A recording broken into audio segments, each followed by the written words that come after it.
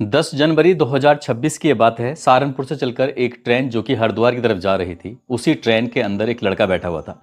एक लड़के के ठीक सामने एक और व्यक्ति बैठा हुआ है। उस व्यक्ति को देखते हुए उस लड़के ने कुछ रिक्वेस्ट की।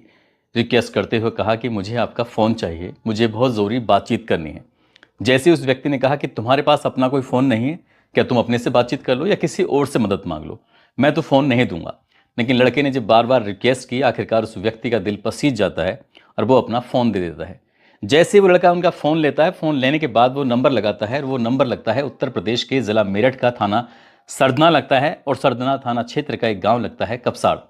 कपसाड़ गांव में एक व्यक्ति है जो कि जिसका नाम राजेंद्र कुमार है, जो कि पेशे से डॉक्टर है, हालांकि है झोला छाप। उसी के पास जाकर वो फ़ोन लग जाता है। फ़ोन लगने के बाद उससे बातचीत करता है और बातचीत करने के बाद उस लड़के ने कहा कि मैं निकल गया हूं और मैं हरिद्वार की तरफ जा रहा हूं। बस इतना बताना था। ना तो वो लड़का जानता था कि जिससे वो बातचीत कर रहा है उसके फ़ोन को सर्विलांस पे लगा दिया गया था, और ना ही वो ये जानता था कि जिस नंबर से उसने अभी डायल किया है ये नंबर भी अब सर्विलांस पे लग जाएगा। पुलिस ने उस डॉक्टर के नंबर को सर्विलांस पे लगाया हुआ था। जो भी बातचीत हुई थी वो सारी बातचीत रिकॉर्ड हो जाती हैं, यानी कि पुलिस वाले इन बातचीत को सुन रहे थे। अगला स्टेशन पड़ता है रुड़की, और रुड़की के जैसे ही पहुंचता है तो मेरठ की पुलिस अब रुड़की की पुलिस से संपर्क करती है, साथ ही सहारनपुर की पुलिस से संपर्क करती है और तमाम पुलिस फोर्स वहां पे तैनात हो जाती हैं। ट्रेन के आने से पहले ही पुलिस वालों ने उस बोगी को चारों तरफ से घेर लिया। घेर उसी के पास में बैठी हुई थी। आखिरकार उस लड़की को भी बरामद कर लिया जाता है। इस लड़की की वजह से ये बात पूरे देश भर में फैल जाती है। सोशल मीडिया से लेकर इलेक्ट्रॉनिक मीडिया, प्रिंट मीडिया, हर जगह जहां देखो वहां पर चर्चाएं हो रही थी। लड़का दरअसल ठाकुर होता है, लड़की दलित समाज की होती है। इस लड़की की मां की हत्या हो जाती है और खबर चलने लगती है कि इस लड़की का अपहरण कर लिया गया है। इसके बाद फिर पुलिस की नींद टूट जाती है। लगभग 54 घंटे से ज्यादा का समय हो चुका था। पूरे उत्तर प्रदेश की पुलिस की जो नींद एक तरह से उड़ी हुई थी और सांसें फूली हुई थी। आदाब, नमस्कार, सत गांव लगता है कपसाड़। कपसाड़ की रहने वाली एक महिला जिसका नाम सुनीता देवी होता है। उम्र जिसकी लगभग 45 साल के आसपास होती है। सुनीता देवी अपनी बेटी रूबी के साथ, जिसकी बेटी की उम्र लगभग 20 साल के आसपास होती है। वो गांव का ही एक व्यक्ति होता है, तरुण जिसका नाम है। उसके खेत में ईख की छिलाई करने के लिए माँ और बेटी आराम से जा रहे थे। रजवाहे के किनारे जो रास्ता है उस रास्ते पर यूं ही आराम से चल रहे थे, क्योंकि रोज का ही काम था किस तरह से खेतों में काम करने का। इसी बीच में अचानक, ये तारीख थी 8 जनवरी 2026 की, सुबह लगभग 8 बजे के आसपास, जैसे ही ये जा रहे हैं अचानक ही एक कार आती है। और कार आने के बाद बहुत तेजी के साथ वो कार थी और माँ और बेटी के पास में आकर कार रुक जाती है। जैसे कार रुकती है उसके बाद फिर इस गाड़ी के अंदर से एक पारस सोम नाम का एक लड़का निकलता है, साथ ही दूसरा सुनील राजपूत होता है। दोनों कार से उतरते हैं। उतरने के बाद उस लड़की को पकड़ते हैं और पकड़ने के बाद अपनी कार की तरफ खींचने की कोशिश कर रहे थे। और जैसे ही सुनीता देवी ने यह बात देखी, सुनीता देवी को गुस्सा आने लगता है। उसने जितना वो प्रयास कर सकती थी, जितना विरोध कर सकती थी, उस महिला ने उतना ही विरोध करने की कोशिश की। साथ ही वो चीख रही थी, चिल्ला रही थी। जो आसपास के लोग खेतों में काम कर रहे थे उनसे भी मदद की गुहार लगा रही थी। बार बार कह रही थी कि मेरी बेटी को ये लोग लेके जा रहे हैं, बस हमें किसी तरकीब से बचा लो। माँ बार बार आवाज लगा रही है और उसके बाद वो लड़के उस लड़की को लगातार खींचने की कोशिश कर रहे थे। हद तब हो जाती है जब उन लड़कों ने एक हाथ में फरसा लेकर उस महिला पर वार कर देते हैं। ऐसा एक वार किया जाता है, वो महिला वहीं जमीन पर गिर जाती है और उसको बहुत ज्यादा खून बहने लगता है। उस लड़की को पकड़ते हैं, खींचते हैं और अपनी गाड़ी के अंदर बैठाते हैं और यहां से सीधा भागने लगते हैं। लेकिन माँ और बेटी जैसे जैसे आगे जा रही थी तो कुछ फासले से, थोड़ा दूरी के हिसाब से उसका बेटा भी पीछे पीछे आ रहा था। और बेटा जैसे ही आता है, माँ को अपने उसने गंभीर हालत में जमीन पर पड़ा हुआ देखा। काफी मात्रा में तब तक ब्लड बह चुका था। लेकिन इसके बाद फिर वो लड़का भी जोर जोर से चीखता है, चिल्लाता है, लोगों की मदद मांगने की कोशिश कर रहा था। उस लड़के की चीखों को सुनने के बाद आसपास के खेतों पर काम करने वाले लोग भी मौके पर आ जाते हैं और उस महिला यानी कि सुनीता देवी को गंभीर हालत में यहां से हॉस्पिटल के लिए लेके जाते हैं। जैसे हॉस्पिटल लेके जाते हैं, उस बेटे ने अपनी माँ से पूछा, माँ, जिसका नाम नरसी कुमार होता है लड़के का, माँ भैया कहाँ हैं, लेकिन बहन कहाँ है। यानी कि वो बोलने की स्थिति में नहीं थी। वो अपनी बहन के बारे में पूछ रहा था, रूबी के बारे में पूछ रहा था।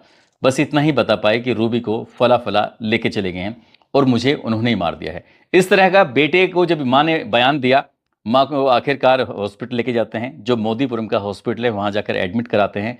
और देखते देखते जैसे जैसे वक्त आगे बढ़ रहा था वैसे वैसे महिला की हालत सीरियस होती चली जाती है। इसी बीच में कोई व्यक्ति आता है और उसने आकर उस नरसी कुमार से पूछा कि क्या मामला है, क्या बात है, तुम्हारी माँ यहाँ पर क्यों एडमिट है, तुम क्यों परेशान हो, क्यों रो रहे हो, क्योंकि घर वालों का यहाँ पर लगातार जमघट लगता चला जाता है। उसके बाद उसने रोते हुए कहानी बयां की। उसने कहा कि मेरी माँ को मारा है, मेरी बहन का अपहरण कर लिया है, हम दलित परिवार से हैं, दलित समाज से हैं और गांव के वो दबंग ठाकुर लोग हैं, उन्होंने हमारे साथ कुछ ऐसा काम किया है। बस इतना था। ये वीडियो बहुत तेजी के साथ इधर उधर जाने लगता है और देखते ही देखते उनके रिश्तेदार, परिवार और बहुत सारी संख्या में लोग पहुंचने लगते हैं। जैसे ही शाम के लगभग 4:30 के आसपास का वक्त हो रहा था, ये 8 जनवरी 2026 की ही तारीख थी, उस महिला यानी कि सुनीता देवी ने दम तोड़ दिया। जैसे ही सुनीता देवी ने दम तोड़ा, जो भी उनके परिवार, रिश्तेदार या उनके जान पहचान के लोग आए हुए थे, अब वो बड़ी संख्या में लोग इकट्ठे हो जाते हैं। उनका गुस्सा बढ़ जाता है और गुस्सा कुछ इस कदर बढ़ जाता है कि वहां पर जो एम्बुलेंस खड़ी हुई थी हॉस्पिटल के बाहर, उसमें तोड़फोड़ करना शुरू कर देते हैं। तभी पुलिस को फोन किया जाता है ताकि बात और ज्यादा ना बढ़ जाए। इसलिए एसपी देहात अभिजीत सिंह अपनी पूरी टीम के साथ मौके पर पहुंच जाते हैं और हंगामा करने वाले लोगों को शांत करने की कोशिश कर रहे थे, क्योंकि अब पूरा जो मामला था, पूरा जो माजरा था, वो समझ चुके थे। कपसाड़ गांव की लड़की है, उस गांव लड़की का गांव के ही लड़कों ने अपहरण कर लिया है और मां पर धारदार हथियार से वार कर दिया था, जिसकी वजह से वो गंभीर रूप से घायल हो जाती है। उसके बाद फिर उसकी मौत हो जाती है। घर वालों में इतना ज्यादा गुस्सा था, परिवार के लोगों में इतना ज्यादा गुस्सा था कि उन्होंने सिर्फ 24 घंटे का अल्टीमेटम दिया कि जो हत्यारे हैं उनको गिरफ्तार करो और जो बेटी है उसको जितनी जल्दी हो सके उसको बरामद करो। लेकिन पुलिस ने कहा कि थोड़ा सा वक्त और दीजिए। उसके बाद भी वक्त बढ़ जाता है, यानी कि 24 से 36 घंटे हो जाता है और 36 घंटे से 72 घंटे हो जाता है। इसके बाद फिर हंगामा करने वाले वो लगातार हंगामा कर रहे हैं, पुलिस वालों ने समझाने की कोशिश कर रहे हैं। फिर ये बात तय हो जाती है कि 85 घंटे के अंदर अंदर अगर लड़की बरामद नहीं हुई और हत्यारे नहीं पकड़े गए तो फिर देखना विरोध कुछ ज्यादा ही होगा। लेकिन तब तक ये जो वीडियो थी, तब तक ये जो हंगामे की सूचना थी, वो चारों तरफ से सोशल मीडिया के माध्यम से तैरनी शुरू हो जाती है कि एक दलित समाज की लड़की का अपहरण कर लिया गया, उसकी मां की हत्या कर दी गई है। पुलिस पर प्रेशर बढ़ने लगता है और जैसे ही पुलिस पर प्रेशर बढ़ता है, पुलिस इन आरोपियों के घर पहुंचती है और जब जाती है तो वहां पर ताले लगे हुए थे। लेकिन उस लड़के यानी कि पारस सोम जो होता है, उसकी दादी, उसके दादा मौके पर होते हैं। पुलिस अब उनको ही अपने साथ थाने लेके आ जाती है। परिवार के लोगों को जगह जगह तलाश करने की कोशिश कर रही थी, ये बात जानने की कोशिश कर रही थी कि आखिरकार कहीं से किसी भी तरकीब से वो लड़की बरामद हो जाए, वापिस आ जाए, लड़का वापिस आ जाए तो कम से कम हंगामा ना हो। इसी बीच में पूर्व मुख्यमंत्री मायावती ने भी ट्वीट किया और इस मामले में निष्पक्ष कार्रवाई की मांग की। साथ ही पूर्व मुख्यमंत्री अखिलेश यादव ने भी निष्पक्ष कार्रवाई की मांग की और साथ ही नगीना के सांसद चंद्रशेखर ने एक ट्वीट किया। ट्वीट करने के बाद पूरी कहानी बताते हुए ये कहा कि इस लड़की का अपहरण कर लिया गया है और उसकी मां के साथ इस तरह के हादसे को अंजाम दे दिया गया है। जो भी है उन्होंने इस तरह से जो इनको कुछ ऐसे शब्दों का इस्तेमाल किया था। फिर उसके बाद फिर मामला बहुत ज़्यादा हाईलाइट होता चला जाता है। 9 जनवरी के आते आते ये मामला पूरे प्रदेश भर नहीं बल्कि आसपास के प्रदेशों तक भी पहुंच जाता है। आसपास के प्रदेशों तक ये सोशल मीडिया के माध्यम से, इलेक्ट्रॉनिक मीडिया के माध्यम से, प्रिंट मीडिया के माध्यम से लगातार मामला हाईलाइट होता चला जाता है। और एसएसपी विपिन ताड़ा ने आखिरकार कानून व्यवस्था को संभालने के लिए भारी पुलिस बल गांव में तैनात कर दिया गया। साथ ही बहुत बड़ी संख्या में फोर्स लगा दिया गया और यह भी आदेश कर दिया गया कोई बाहर का व्यक्ति गांव के अंदर प्रवेश नहीं करेगा। लेकिन क्षेत्रीय विधायक अतुल प्रधान अपनी भारी टीम के साथ मौके पर पहुंच जाते हैं। उनको पुलिस ने रोकने की तमाम कोशिशें की। 2-2.5 घंटे तक वो धरने प्रदर्शन पर बैठ जाते हैं। आखिरकार 1 घंटे बात करने की अनुमति मिल जाती है। बात करते हैं, परिवार को तसल्ली देते हैं, कहते हैं कि तुम चिंता बिल्कुल मत करो, हम तुम्हारे साथ खड़े हुए हैं। तभी परिवार ने यह फैसला कर लिया था कि हम जब तक हमारी बेटी वापस लौटकर नहीं आएगी तब तक हम उसका अंतिम संस्कार नहीं करेंगे। और 30 घंटे के आसपास का समय बीत जाता है। पुलिस प्रशासन के तमाम अधिकारी, आईजी, डीआईजी, एडीजी, तमाम अधिकारी आकर यहाँ पर परिवार को सांत्वना दे रहे थे। उत्तर प्रदेश के मुख्यमंत्री हों या फिर डीजीपी हों, तमाम बड़े बड़े उच्च लेवल के ऑफिसर्स भी इस मामले की पल पर रिपोर्ट ले रहे थे कि कहीं मामला और ज़्यादा बड़ा ना हो जाए और परिवार को समझाने की तमाम कोशिश कर रहे थे। परिवार ने कुछ मांगे रखी। मांगों को मानते हुए उन्होंने कहा कि ठीक है, हम आश्वासन देते हैं कि हम तुम्हारी पूरी मांगे करेंगे। साथ ही परिवार को 10 लाख रुपए का चेक भी दे दिया जाता है। उधर पूर्व मुख्यमंत्री अखिलेश यादव की तरफ से 3 लाख रुपए की घोषणा कर दी जाती है। क्षेत्रीय विधायक अतुल प्रधान की तरफ से 2 लाख रुपए भी दिए जाते हैं। इसके बाद फिर परिवार को लगने लगता है कि प्रशासन काम कर रहा है, पुलिस काम कर रही है और उसके बाद फिर सुनीता देवी के शव का अंतिम संस्कार कर दिया जाता है। और देखते ही देखते फिर ये मामला अगले दिन और भी ज़्यादा हाईलाइट हो जाता है। तारीख 10 जनवरी 2026 आ जाता है और जैसे इस तारीख आती है उसके बाद फिर चंद्रशेखर आजाद जो नगीना के सांसद होते हैं उन्होंने भी कमर कस ली थी कि इस परिवार को इंसाफ दिलाकर ही रहेंगे और परिवार से बातचीत करेंगे। उन्हें कहीं ना कहीं डर इस बात का भी था अगर लड़की बरामद भी हो गई तो ऐसा ना हो कि उसको तोड़ा जाए मरोड़ा जाए, उसके साथ कुछ उसके बयानों में बदलाव किया जाए, कहीं ऐसा ना हो कि पूरा खेल इसमें रच दिया जाए और जो भी इस परिवार की जो पीड़ित परिवार है कहीं पीड़ित परिवार के साथ कहीं गलत ना हो जाए। इसलिए वो मिलना चाह रहे थे और जैसे ये बात पता चलती है उत्तर प्रदेश की पुलिस को तो उत्तर प्रदेश की पुलिस की भी सांसें फूल जाती हैं। दिल्ली से लेकर और भोजपुरा थाने जो गाजियाबाद में लगता है वहां तक हंगामा खड़ा हो जाता है, लेकिन सांसद चंद्रशेखर आजाद ने भी हिम्मत नहीं हारी। खेतों के रास्ते से लेकर इधर उधर पुल के नीचे होते हुए जहां पैदल चल सकते थे पैदल चले, जहां बाइक पे बैठ सकते थे बाइक पे बैठे, जहां दौड़ सकते थे वहां दौड़ते हैं, लेकिन पुलिस ने भी हिम्मत नहीं हारी, उन्हें परिवार को मिलने ही नहीं दिया। इसके अलावा एक सांसद और थे रामजी लाल, जिनको समाजवादी पार्टी के अध्यक्ष अखिलेश यादव ने भेजा था ये देखने के लिए कि आखिरकार क्या मामला है क्या नहीं है, तो उनको भी पुलिस रोक देती है और एक बार फिर से अतुल प्रधान अपनी पत्नी जो पूर्व जिला पंचायत अध्यक्ष होती हैं उनके पास साथ जाकर वो मिलने की कोशिश कर रहे थे, लेकिन इस बार नहीं। ऐसा भी आरोप लगने लगता है कि जो बीजेपी से ताल्लुक रखने वाले नेता हैं उनको तो आसानी से पीड़ित परिवार से मिलने दिया जा रहा है, लेकिन जो और अन्य दलों के नेता हैं उनको किसी को मिलने नहीं दिया जा रहा है और पूरे गांव को छावनी बना दिया जाता है।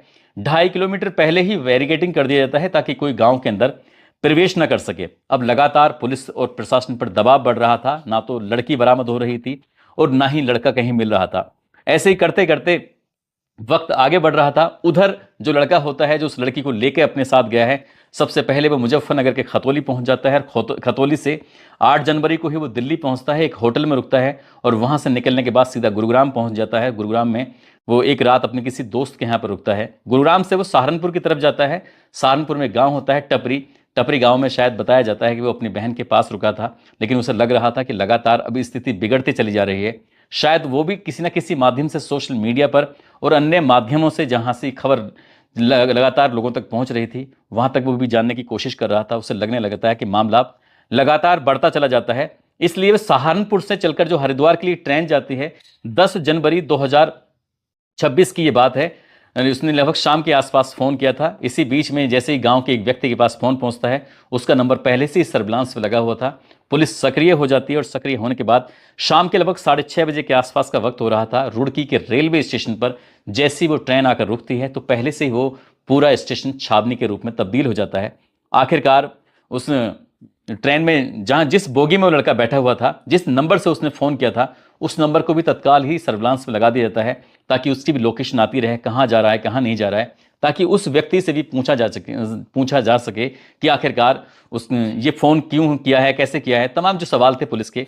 लेकिन पुलिस की किस्मत बहुत अच्छी थी। जैसे जैसे पुलिस पर लगातार प्रेशर बढ़ रहा था उस हिसाब से एकदम से पुलिस को एक चमत्कार जैसा हो जाता है। अगर वो लड़का फ़ोन नहीं करता तो शायद वो लड़की बरामद नहीं होती, ना ही वो लड़का आसानी से हाथ लगता। आखिरकार वो लड़का यानी कि पारस सोम भी पकड़ा जाता है और जिस लड़की का उसने अपहरण किया था रूबी, उसको भी पकड़ लिया जाता है, इनके बरामद कर लिया जाता है। इसके बाद इनको लेके आते हैं, लड़की को आशा ज्योति केंद्र में रखा जाता है और उस लड़के से इनकी पारस से लगभग 6 घंटे तक पूछताछ की जाती है।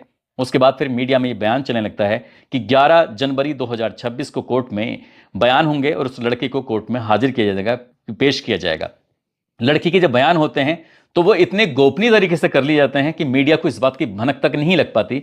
बंद लिफाफे में जो बयान दिए जाते हैं उसके बाद वो सिर्फ मजिस्ट्रेट के सामने ही खुलेंगे। उसने क्या बोला है क्या नहीं बोला है, बस लोग कयास ही लगा रहे थे कि लड़की ने लड़के के पक्ष में बयान दिए हैं, कुछ लोग कह रहे हैं कि कुछ और अलग तरह के बयान दिए हैं, लेकिन जो बयान दिए हैं जो कागज़ में लिखा है वो मजिस्ट्रेट ही पढ़ सकते हैं और मजिस्ट्रेट के बाद जब बात आगे जाएगी तब तक बहुत देर हो जाएगी। लेकिन उधर जो लड़के को कोर्ट में पेश किया जाता है तो उससे पहले ही मीडिया में एक खबर चलने लगती है कि इंटर कॉलेज में ये लड़का और लड़की दोनों साथ पढ़ते थे, लगभग 3 साल से एक दूसरे के साथ प्रेम संबंध में थे।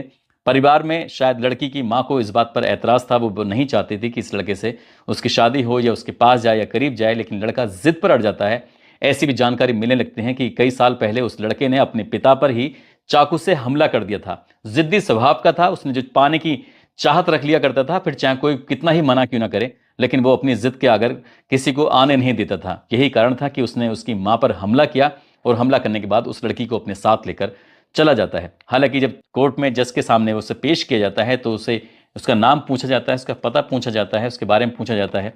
तभी वो रोते हुए गिड़गिड़ाते कहता है कि साहब मैंने कोई अपराध नहीं किया है, मैंने किसी की हत्या नहीं की है, हमारा रिश्ता सच्चा है, हमारा प्यार सच्चा है, हम दोनों एक दूसरे से प्यार करते हैं।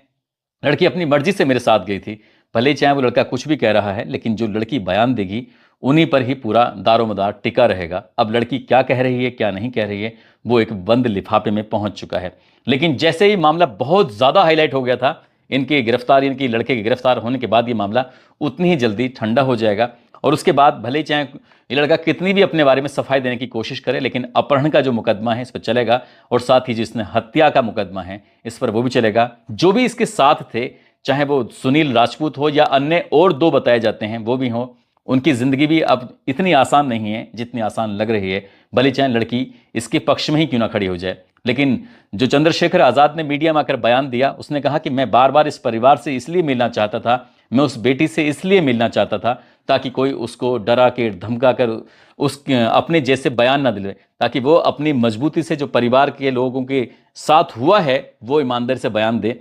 क्या वो बात सही है नहीं है ये तो खैर पुलिस की जांच के बाद ही स्पष्ट हो सकेगा। लेकिन लगभग 55 से 60 घंटे के आसपास तक उत्तर प्रदेश पुलिस की नींद पूरी तरह से टूट चुकी थी, आंखें उनकी मलते रह जाते हैं, परेशान हो जाते हैं उस लड़की को तलाशने के लिए। लेकिन खुशकिस्मत इतने थे कि आखिरकार लड़के ने फोन कर दिया और वो पकड़ा जाता है। दोस्तों, इस पूरे घटनाक्रम को सुनाने का उद्देश्य किसी को परेशान करना नहीं है, किसी का दिल दुखाना नहीं है, बल्कि आपको जागरूक करना है, आपको सचेत करना है। साथ ही जाते जाते ये शाफाक नूर हैं और गरिमा राठौर, हमजा अली हैं, राजकुमार पासवान दरभंगा बिहार के रहने वाले हैं, रानी परवीन जो कि दिल्ली की रहने वाली हैं। आज इनका जन्मदिन है, इनको जन्मदिन की ढेरों सारी शुभकामनाएं, बहुत बहुत मुबारकबाद। और कुछ लोगों ने नाम लेने की अपील की है, जिसमें बिजनौर से साहब सिंह सरदार हैं, सऊदी अरब से मोहम्मद आसिम, अमेठी से उमेश कुमार, मथुरा से चौधरी जयपाल सिंह, अनवार खान, शंभू ओडिशा के हैं, दिल्ली से राशिद अरवाज, माधोपुर से तारा चंद मीना, बिहार से एमडी असरार आलम, नाजिरा बेगम, प्रीति तिवारी लुधियाना पंजाब से, बिजेंद्र चौहान गाजियाबाद से, किशन अमित कुमार गोस्वामी श्रावस्ती के रहने वाले हैं। आप सब लोग अपना ख्याल रखें, सुरक्षित रहें। जय हिंद।